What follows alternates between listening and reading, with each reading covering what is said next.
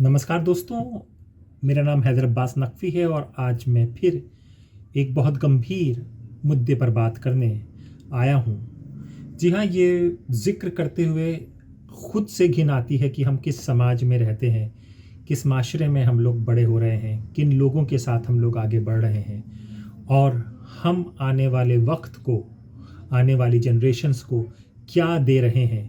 इन सब को सोचकर शर्म सी आती है आज के युग में।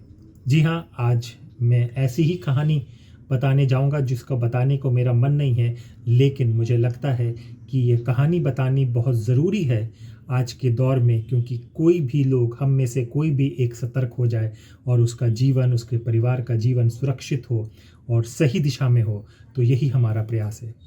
जी हाँ, ये कहानी कई कहानियों को मिलाता हूँ। मैं फिर बताता हूँ कि मैं किस चीज़ का जिक्र कर रहा हूँ। एक दंपति अपनी 3 साल की बच्ची को स्कूल में छोड़ते हैं और घर आते हैं। घर आने के बाद वो लोग नाश्ता ही कर रहे होते हैं, उनके पास स्कूल से कॉल आता है और कहा जाता है कि आप तुरंत स्कूल आइए। वो स्कूल पहुंचते हैं तो उनको जो खबर मिलती है, बच्ची डरी सहमी सी उनसे लिपट जाती है और रोने लगती है। पेरेंट्स पूछते हैं क्या हुआ, लोग हंगामा करते हैं, प्रशासन आता है। पता चलता है कि बच्ची के साथ डिजिटल रेप हुआ है।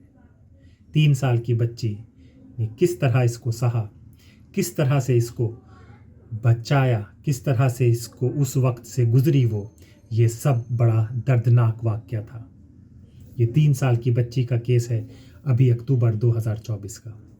ऐसे ही एक 81 साल का चित्रकार जिसका नाम मॉरिस था, इलाहाबाद में रहता था, अपने परिवार के साथ नोएडा आता है सेटल करने के लिए और वहाँ पर उसकी एक मुलाकात, प्रदर्शनी, चित्रकार था, एक औरत से होती है।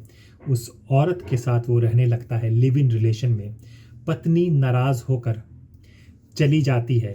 इन लोगों का स्टूडियो होता है हिमाचल, शिमला में। वहाँ पर एक कर्मचारी इनके स्टूडियो का होता है। उस कर्मचारी की एक बेटी होती है जिसकी उम्र 15-16 साल होती है। उसको ये लोग कहते हैं कि हम इस बच्ची का सही से परवरिश करेंगे, इसको परिवार की तरह रखेंगे, इसको पढ़ाएंगे लिखाएंगे और इसको एक अच्छा नागरिक बनाएंगे। उसके बाप, उसकी माँ को बहुत अच्छा प्रस्ताव लगता है कि उनकी बेटी की ज़िंदगी बदल रही है, क्यों ना हम इनको दे दें, और वो उसको मॉरिस के साथ दे देती है। पर वहाँ पर हर दिन, हर रोज़ मॉरिस उसके साथ डिजिटल रेप करता था। जी हाँ, डिजिटल रेप 2 मैंने किस्से सुना है। ऐसे ही एक दंपति, वर्किंग वूमेन्स हैं, वर्किंग कपल्स होते हैं, सब नौकरी पेशा होते हैं आजकल, सब ऑफिस जाते हैं, बच्चे घर में अकेले रहते हैं। वैसे ही एक दिल्ली का केस, यहाँ पर फैमिली के माता पिता नौकरी करने जाते थे, उनकी एक बच्ची थी 9 साल की जो घर में अकेली रहती थी। सामने चाउमीन की जो दुकान है, वो दुकान थी, वहाँ पर वो जाती थी तो वो चाउमीन वाले लड़का ने उसका तकरीबन 5 साल तक डिजिटल रेप किया।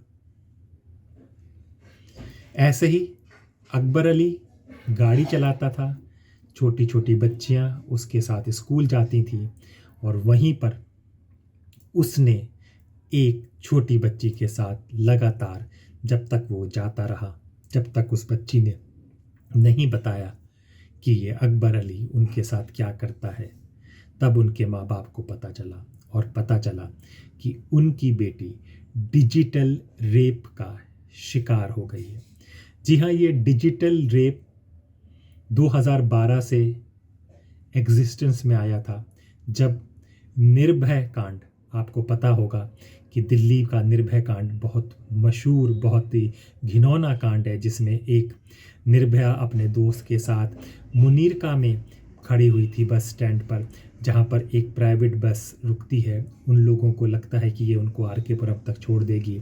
उस बस में वो दोनों बैठते हैं और वहाँ पर 4 लोग, तकरीबन 4 लोग उसके साथ बलात्कार करते हैं, उसके साथ परेशानी करते हैं और उसके अंगों में, प्राइवेट पार्ट में रॉड को घुसेड़ दिया जाता है, अंदर डाल दिया जाता है। जब ये चीज़ हुई थी, निर्भया की मौत हो जाती है, पूरे देश में हाहाकार मचता है, आंदोलन होती हैं, नाइट कैंडल लाइट वॉक्स होती हैं, मार्च होता है, लोगों को प्रोटेस्ट होते हैं, सब जगह से ये सब बातें होती हैं। तो लगता है कि शायद इसके बाद बलात्कार के अपराधों पे रोक होगी।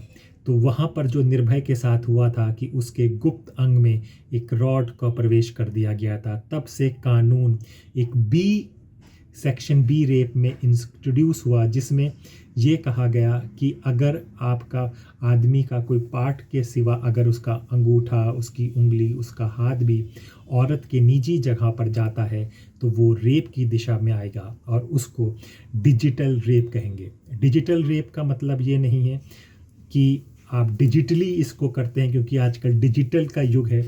डिजिटल अंग्रेज़ी में डिजिट्स होते हैं 1 2 3 4, उनको कहा जाता है। और ये अंगूठा, उंगली, अंगूठा, इन सब को भी डिजिट के रूप में कहा जाता है।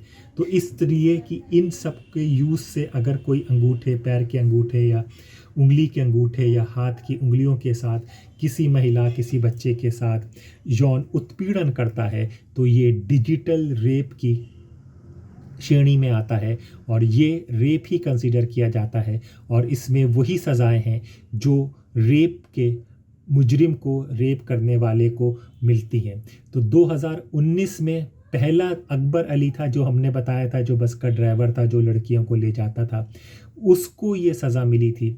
उसके बाद अभी 2024 का अक्टूबर का वाक़या है, दिल्ली के स्कूल का वाक़या है, नोएडा के पास एनसीआर का, जहाँ पे 3 साल की बच्ची को, जो हमने आपको पहली स्टोरी बताई थी, स्वीपर यानी कि स्कूल में साफ़ सफाई करने वाला वो कर्मचारी, वो स्वीपर जिसकी निगरानी में बच्चे होते हैं, उसने उस बच्ची के साथ किया। उस बच्ची ने वहाँ मौजूद अपनी टीचर को बताया कि भैया ने मेरे साथ कुछ गलत किया है। टीचर समझ नहीं पाई, बच्ची रोने लगी, सहमी सी हुई। फिर ये बात जाकर आगे फैलती है, इनके पेरेंट्स को पता चलता है और फिर ये पता चलता है कि उस बच्ची के साथ डिजिटल रेप हुआ है। तो 2 चीज़ों को समझिए, एक डिजिटल रेप है, एक वर्चुअल रेप है। वर्चुअल डिजिटल रेप की सज़ा है, लेकिन वर्चुअल रेप की अभी तक कहीं भी दुनिया में सज़ा नहीं हुई है। लेकिन वर्चुअल रेप से भी औरतों को बहुत प्रताड़ित किया जाता है।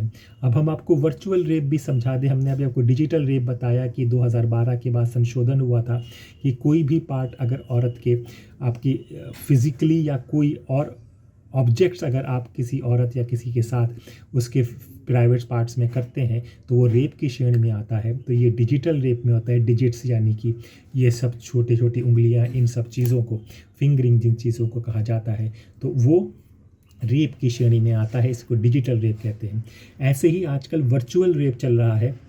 वर्चुअल रेप को भी आप समझिए कि ये मेटावर्स की दुनिया है, यानी कि एक काल्पनिक दुनिया के अंदर आप प्रवेश करते हैं। और जब आप उस काल्पनिक दुनिया के अंदर प्रवेश करते हैं तो भले ही आप फिज़िकली वहाँ पर ना मौजूद हो, लेकिन आपके जो अवतार हैं वो आप ही की तरह बिहेव कर रहे होते हैं और आप ही उनको ऑपरेट कर रहे होते हैं। तो ऐसे ही नीना जैन ने एक रिपोर्ट की थी कि जब वो मेटावर्स की दुनिया में गई तो वहाँ पर 4 लोगों ने उनके अवतार के साथ बलात्कार किया। उनके साथ जो हो रहा था वो मानसिक प्रताड़ना, मानसिक शोषण उनको एहसास हो रहा था कि वो कितनी तकलीफ़ और कितनी परेशानी में गुजर रही हैं। लेकिन हमारे कानून में अभी तक वर्चुअल रेप का कोई भी केस, कोई भी सज़ा नहीं है, क्योंकि इसमें फ़िज़िकली इन्वॉल्वमेंट नहीं है। शायद आगे चलकर वर्चुअल रेप पर भी कोई सज़ा बने। तो हमें लगा कि ये 2 वाक़ये आपको पता होना चाहिए, समझ में आना चाहिए और बचना चाहिए। और ऐसे लोगों को कहीं पर आपको दिखें कि इस तरह से कोई कंप्लेन आए या कोई बच्चा कर रहा हो, वो कर रहा हो, तो उस आदमी के खिलाफ सख्त से सख्त कार्रवाई कराएं। तो हमें लगा कि ये बात आपको बताएं। ऐसे ही खबर जो मेन मुख्य मीडिया में नहीं मिलेगी, हम आपके लिए लेकर आते रहेंगे। तो अपने दोस्त हैदर अब्बास नकवी को इजाज़त दीजिए, फिर होगी मुलाकात एक नई खबर के साथ। तब तक के लिए नमस्कार।